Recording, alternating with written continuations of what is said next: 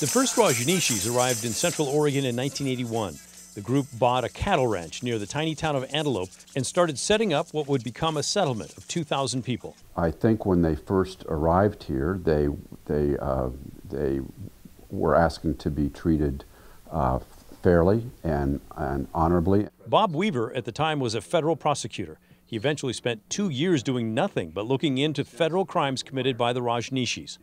The commune first took over the town of Antelope, then tried to take over the Wasco County government, along the way poisoning more than 700 people with salmonella in salad bars. And then there were weapons. The compound had lots of guns. Having created this ranch, they qualified under Oregon law to form a police force. That allowed them to buy anything the state police had and formed a significant threat to law enforcement. Now, our assumption at all times was that they were not loyal to that badge, that they were loyal to the Bhagwan, and that if push came to shove, which fortunately it never did, but came very close to happening a time or two, that we could not rely on them to honor their law enforcement obligation.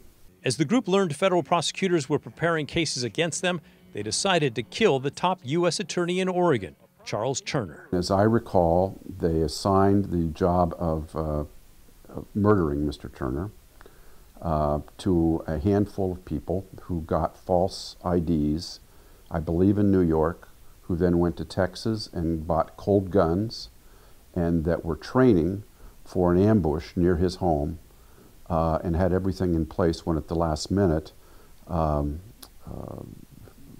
it could have been Sheila or it could have been someone else at the ranch, called that off, but they came this close. Eventually, it all ended. The Bhagwan was arrested and deported. Several others went to prison.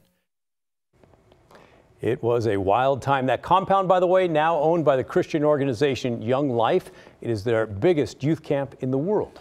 That'll be interesting to see. I can't wait to see that. Because you were there. I have been there a couple of times during that, and I was there the night he was deported, so it'll be great to see all that old video again. It was crazy stuff. Yep.